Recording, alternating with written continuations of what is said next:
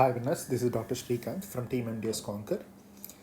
Now I'm here to give a quick glance of subject oral surgery. So before going into the discussion, there are a few important aspects that I need to focus on. Okay, so oral surgery is more of a logical based or a concept based subject when compared to many other subjects like your general anatomy, biochemistry, physiology, general medicine, or your community, your dental materials, and few other areas like has to be revised because they have more of a memory based stuff. So oral surgery is more of a concept based, and I hope most of you are very strong and familiar with oral surgery. I hope like most of you can handle the things well in the examination hall. So that's the first thing that I want to stress on. So you can just have a glance over the video. That's going to help you to focus more on the memory based stuff or the important aspects. And the second important thing is, like most of you are tensed. Most of you were tensed or depressed or like all sorts of feelings are running in your mind. And of course, this is a time where the things will be like this. You hardly have like 5 to 6 days from now, and please stick on to your basic funda or basic protocols that what we have been doing from past few months. Okay, so we have planned in such a way that how we are going to be in the last 7 days, what you are going to do in the last 7 days. So that's what our plan is on the day one.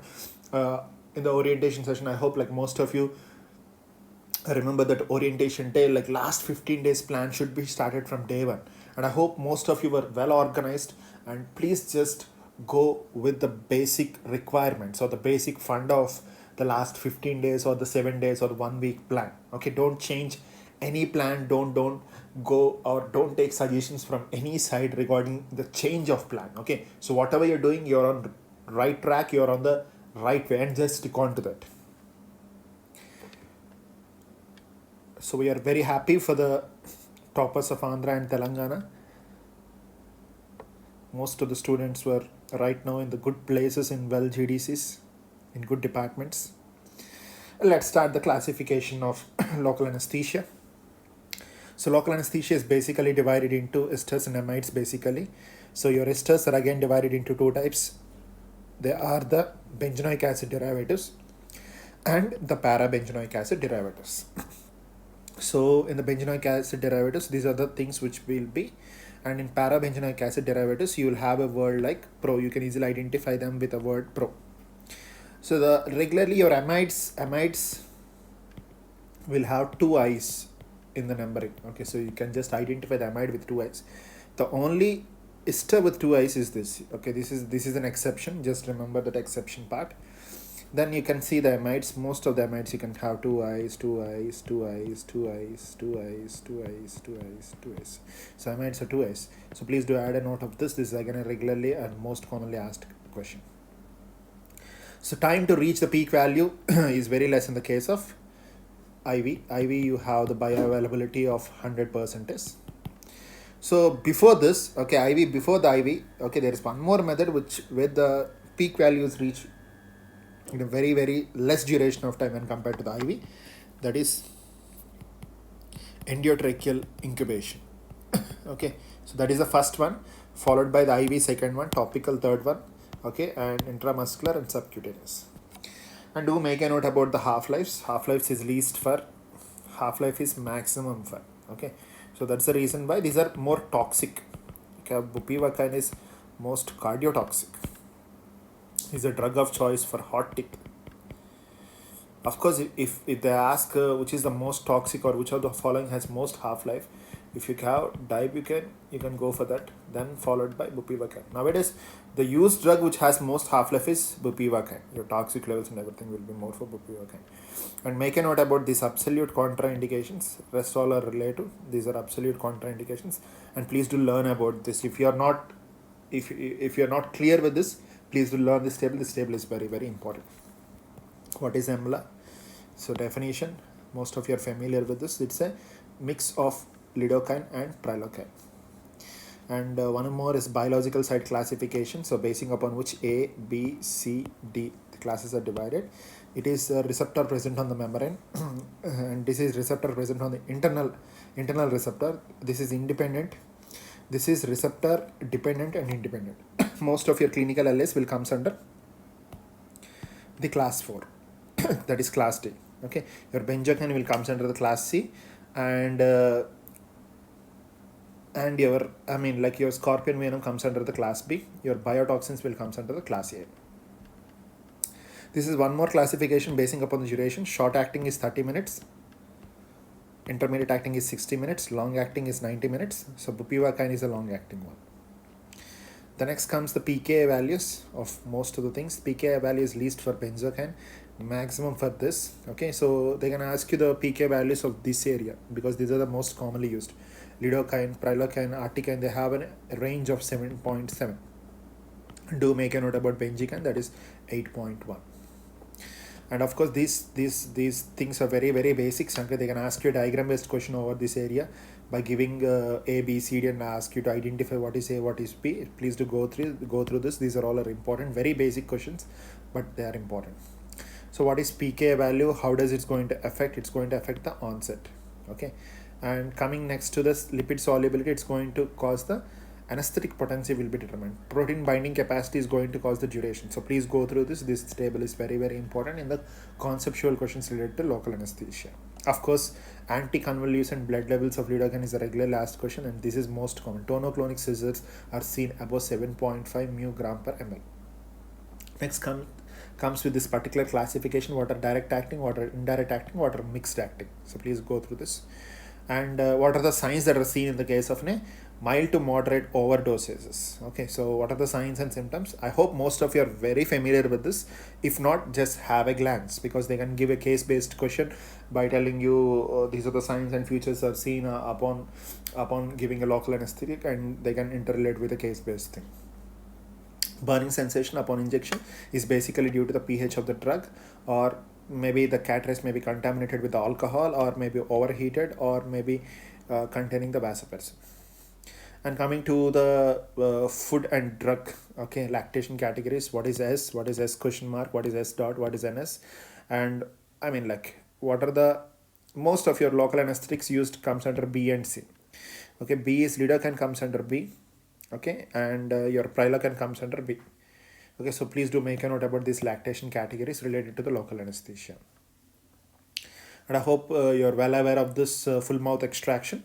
The first teeth to be extracted is the maxillary posterior teeth, and the last teeth to be extracted is the mandibular canal. So please do make a note about the sequence. I hope you're good at this because this was discussed so many times on the group.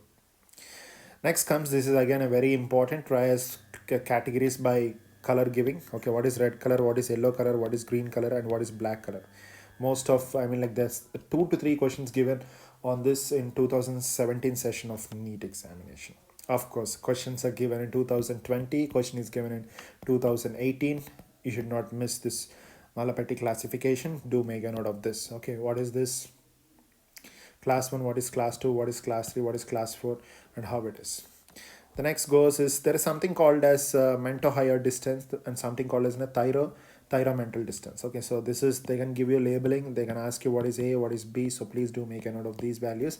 And when you're talking about this particular test, that is the measuring the distance between the thyromental distance. If the distance is 6.5 millimeters, no problem for laryngoscopy. If it is 6 to 6.5, there is a difficulty, but you can try. If it is less than 6, it's very difficult. So this test indirectly is going to give you an idea that the accessibility of laryngoscopy. So please do make a note about the laryngoscopy diagrams, because they are regularly asked. Your emergency, general surgery and oral surgery emergency equipments and the devices which are used in the emergency are regularly asked questions from 2017 NEET examination, and most of them are discussed well on the group, so please do finish that. Coming to the pregnancy. Okay, so pregnancy, generally in the first and the third trimesters, you are going to avoid any procedures which are going to create the stress. So most of the procedures will be done in the second trimester. And what's going to happen, there is something called as a supine hypotension syndrome of pregnancy that regularly occurs in the case of your late third trimester. When the woman is in the supine position for more than 3 to 7 minutes, there will be signs or symptoms of syncope. This is basically due to the compression of gravid uterus, gravid proglottis compression, which decreases the returns to that of the inferior vena cava, thereby decreasing the venous returns. So what you have to do, you have to keep the woman under lateral position or the standing position. As standing position is not possible on the dental chair, so we'll ask the woman to turn to the lateral side. So left lateral side, you have more questions on pregnancy. The left lateral side, position of pregnant woman is left lateral side. Okay, it can be a standing side, but not possible on the dental chair. Then comes is methhemoglobinina. What is the treatment option? That is administration of 100% of oxygen. Sometimes may not improve the situation. So in such conditions, you're going to give a slow IV. Please do make a note. IV. It is IV administration of 1% of methyl blue. That is 1.5 milligrams per kg or 0.7 milligrams per LPL.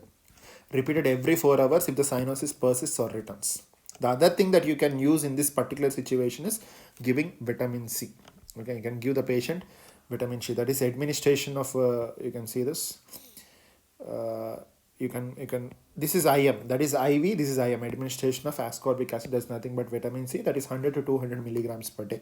This accelerates the metabolic pathway through which the ferrous is going to produce. So ferric to ferrous transformation is the main issue that occurs in the case of methemoglobinemia. So you're going to reverse it back by using either methyl blue or by using the vitamin C ascorbic acid.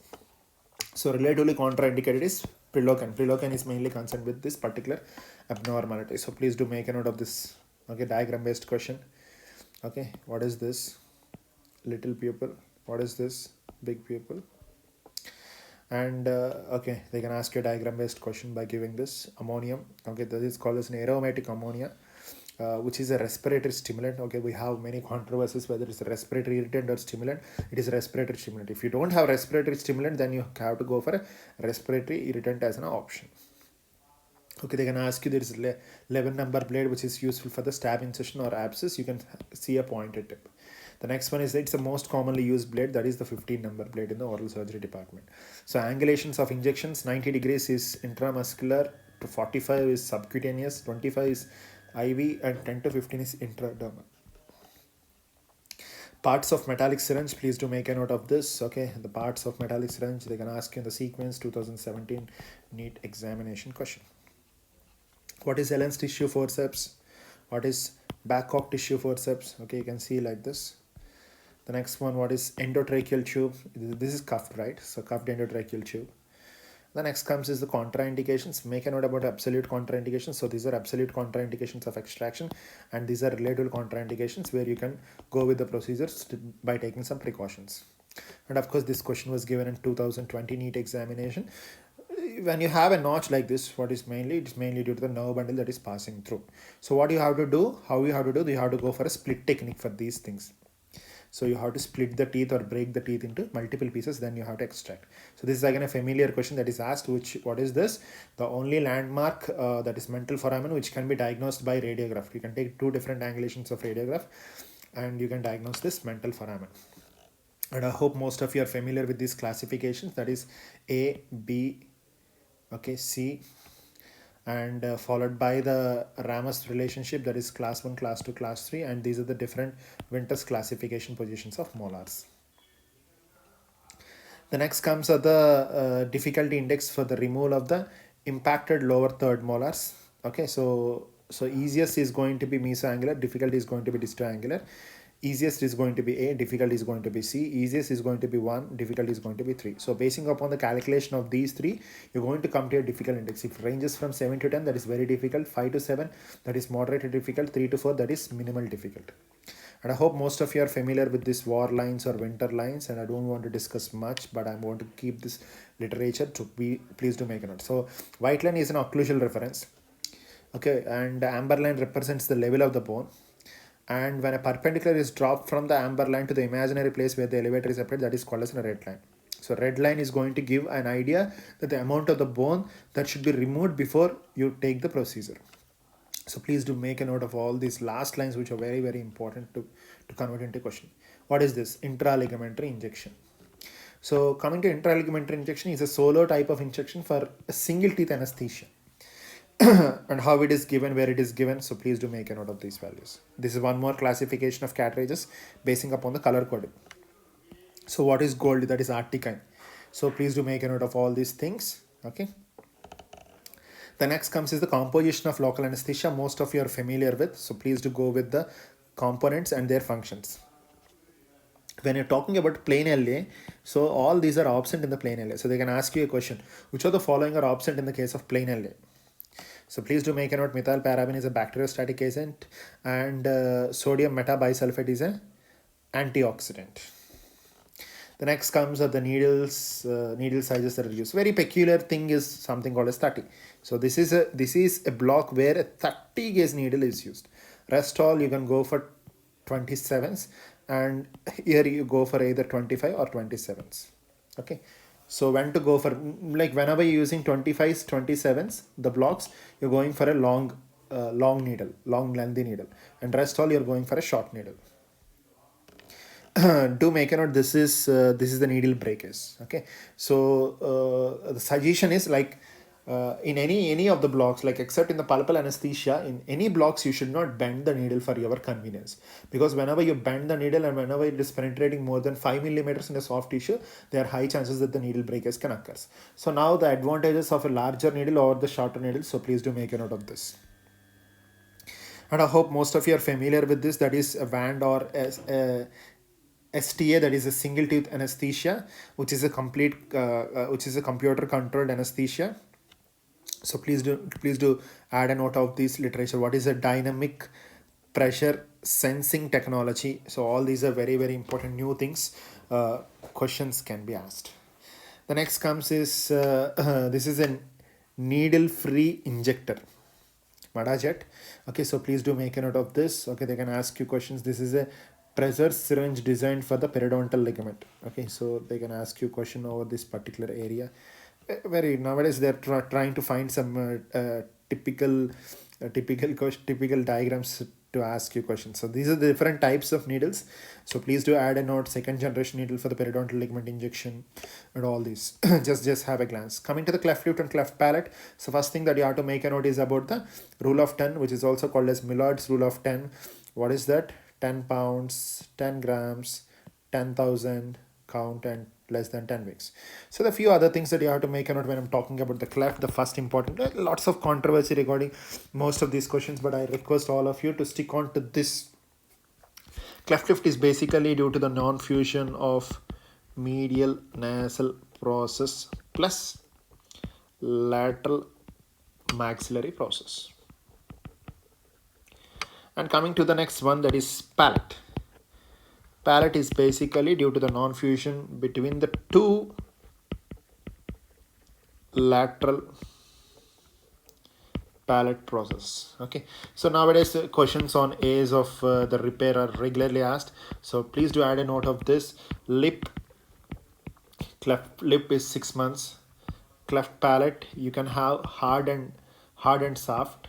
Okay, hard palate and soft palate. Soft palate you can go for 6 months. Hard palate you have to go for double, that is 12 to 18 months. Okay, and when they give a combination, that is combination of both, that is lip and palate combination. So lip and palate combination can be done in stage 1. Stage 1, that is can be done at 6 months, or can be done at stage 2. That is when you have a hard palate, then you have to go for 12 to 8 months. So it moves around like either 6 or 12 to 8 months. Okay, so they can ask you rhinoplasty also. Rhinoplasty is once the entire growth is done. So rhinoplasty is done after 16 to 18 years after the growth of the segment of the organ is complete. I hope you're done with this, right? You're clear with this? Good. So the next important things, I just want to add few more important stuff related to your preparation. The one such important aspect that I want to focus on is, guys, you just go back and see all the instruments that were used in your oral surgery departments, which were posted as PDFs on your groups. Please do go through all the instruments, because those are the regularly asked questions in the examination point of view. The next comes is the other important aspect that I want to stress on. The first important aspect is, okay, your fractures. Coming to the fractures, that is you have your Leafords. So please go with the Leaford fracture diagrams which were shared on the group, like how the transverse of the fracture line in the Leaford 1, Leaford 2 or Leaford 3. Leaford 1 is also called as a low level fracture or Guerin's fracture or a horizontal fracture or a telescopic fracture. Whereas coming to the Leaford 2, the Leaford 2 is a pyramidal fracture. Okay, you can see a pyramidal like structure in the diagram. Okay, that is, it's also called as an infrazygomatic fracture. Coming to the Leaford 3 fracture, the Leaford 3 fracture is a high level fracture, and it is also called as a suprazygomatic fracture. So please do look about this blowout fracture and blow-in fracture of the orbit. Okay, regularly asked questions. You can and I hope you can manage this by seeing the diagrams and what are the tests that are used. They can use the Hess test. Okay, the one is the Hess test and the second one is the forced induction test. They can be used, and they can ask you the questions related to the maxillary sinus, when it is formed, 10 weeks, split is formed in 12 weeks, what is the lining of the maxillary sinus is by, and what is the surgery cardival loop, where you're going to give the incision and everything. So please do make a note, diagram based stuff and everything, when to go for an incision, when to go for just a suture and follow up, and what to be done, what are the tests to be done, because that's a question given in 2020 NEET. What are the signs for acute oroantral fistula and chronic oroantral fistula? Okay, so I hope your acute is by 5 E's, whereas your chronic is by 5 P's, and I hope you're well familiar with that. Please do go back your PP books and just have a glance over the fractures and the recent like lag screws, how they are, your battle sign. Okay, there are many signs like your battle sign. Most common fracture of the mandible is condyle fracture, and the least common fracture is coronoid fracture. Condyle, please do, this is a controversy again, so go with condyle as the most common fracture of the mandible, and the least common fracture is coronoid fracture. Okay, do make a note of this. And the most common fracture in the head and neck area is the nasal bone. The second most common fracture is the mandible. Okay, if they are asking second most common midfacial fracture, that is zygoma. Midfacial is first is nasal, second is zygoma. Overall head and neck, first is nasal, second is mandible. So do make a note. Okay, the next one is the stages of anesthesia. Okay, stages of anesthesia again. What is stage 1, what is stage 2, what is stage 3, what is the stage 4. Okay, and you have different planes in the case of your stage 3, that is plane 1, plane 2, plane 3, plane 4, what occurs in each stage, and all these things are very, very important in examination point of view. Then I want you to make a note about the levels of lymph nodes. Every year they're asking questions, levels of lymph nodes. I want you to go with the diagram also, because they can shade the particular level or grade of lymph nodes, and they can ask you which level it is. So levels of lymph nodes are again important. What is I1A, what is 1B? 1A is submental, 1B is submandibular, 2 is upper jugular, 3 is middle jugular. Okay, so all these are there in your PP books. This is a 2020 NEET question. Third one, middle jugular. What is fourth? Lower jugular. So jugular they starts from 2 to 3 and 4. The next one is, what is 5? Level 5. Level 5 is posterior triangle. What is level 6? Level 6 is anterior compartmental or central compartmental. What is level 7? That is superior mediastinal. Okay, so do make a note about all these terms, like what is radical neck decision. Okay, what is extended radical neck decision, what is bilateral radical neck decision, what is modified radical neck decision, and in that what is modified radical neck dissection. So in this, so modified radical neck dissection is something like you have type 1, type 2 and type 3 in it. So type 1 where you are going to preserve only spinal accessory nerve. Type 2 you are going to preserve both spinal accessory nerve and internal jugular vein. And type 3 you are going to preserve spinal accessory nerve, internal jugular vein, and sternocleidomastoid muscle. Okay, so what is selective neck decisions? Okay, so all these are discussed for you. What is suprahyoid neck decision? What is extended suprahyoid neck decision? What is posterior lateral neck decision? What is central compartmental neck decision? All these are important, and please do make a note simultaneously. What are the surgical procedures which are done for the cleft lip repair and the cleft palate? What are the surgical names? Okay, please do make a note about the surgical names. And the next important areas to be focused on when you're talking about this is your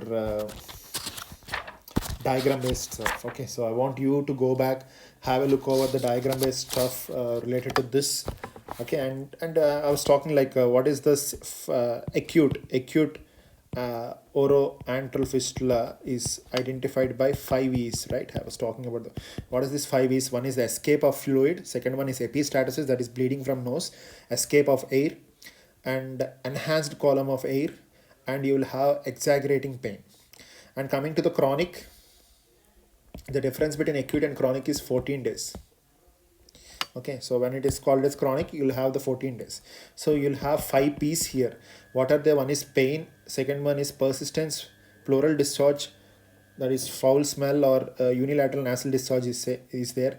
The next P is postnasal drip will be there. The next P is possible sequelae of general systemic illness or systemic symptoms will be there. And the most common route that goes into this maxillary sinus is palatal route, and the most common teeth which is very close is maxillary first molar, and the distance between the floor and the roots of the maxillary posterior teeth is somewhere around like 1 to 1.5 centimeters, and maxillary sinus grows to its maximum size by 18 years. Okay, so these are the things that you have to make a note when talking about the maxillary sinus. Okay, so I mean, like I just want to add a few words about this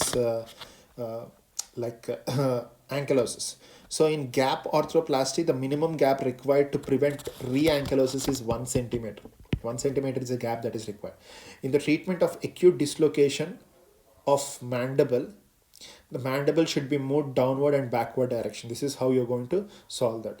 Immobilization should be carried for a duration of 1 to 2 weeks, not more than that, because more than that leads to ankylosis. During the procedure of reduction of acute temporomandibular joint ankylosis dislocation, few drops of LA local anesthesia are deposited in the case of your glenoid fossa. And during your treatment procedures, that is when you're planning to go for the treatment procedures, so where you're going to inject the solutions or inject this steroids or anything, because steroids acts as an anti-inflammatory. Okay, so these steroids are regularly given in the case of an osteoarthritis or in the case of any sort of inflammatory diseases related to the temporomandibular joint. They should be given in the superior space of the joint. You have both superior as well as inferior, so you're going to give in the superior space of the joint. The next comes go with all the diagrams which are there in your oral surgery part in your PP book volume 4. It's very important, which cannot be missed at any cost. Your suturing techniques, your fracture lines, your fractures, your incisions, and your instrumentations, all these are very important, which cannot be neglected at any cost. Okay, so again the same goes, your maximum dosage of local anesthesia given, the maximum dosage of epinephrine that is given in a normal individual, and in the case of your cardiac patient, all these are important, which cannot be neglected. The first local anesthesia is cocaine. Local anesthesia which has a vasoconstrictor activity is again the cocaine. Okay, so all these like where does the biological transformation of each and every things takes place. And the next question is structures which are encountered during the lumbar puncture, where lumbar puncture is given. Okay, so spinal anesthesia can be performed safely between L2 to L3, that is intervertebral space in the adults. This is a place, and whereas case of children it is L4 to L5. Okay, so these are the areas where you're going to do this. The next comes are the structures which are involved in the lumbar puncture. Or again, this is a question that is given in the AIMS examination. That is skin followed by subcutaneous tissue followed by supraspinous ligament, followed by intraspinous ligament, followed by ligamentous flavium, followed by jura followed by arachnoid space. So finally you're going to reach that arachnoid space. Okay, so these are the important things that you have to make a note. Just go with your PP book, spinal anesthesia notes of 3 or 4 pages. What is Beats block? Okay, what is Beats block? And I mean, like few questions like what is ring block? All these are well organized and well given. So please do go with that content, which is very, very important in examination point of view. Okay, so done from my point of view related to the oral surgery, and please do well, study well. Okay, so try to be confident. That's really required. So if you're getting panic, it is something like you're losing your own score. Okay, so like if you feel like depressed, if you feel like panic, if you're not able to finish the things off, so all these negative signs will definitely decrease your score.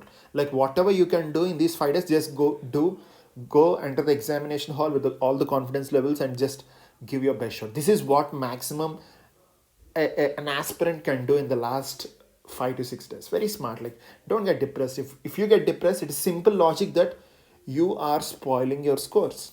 So what best we can do, just give it. That's what everyone here are to do. Okay. Signing off, Dr. Srikanth from Team MDS CONQUER.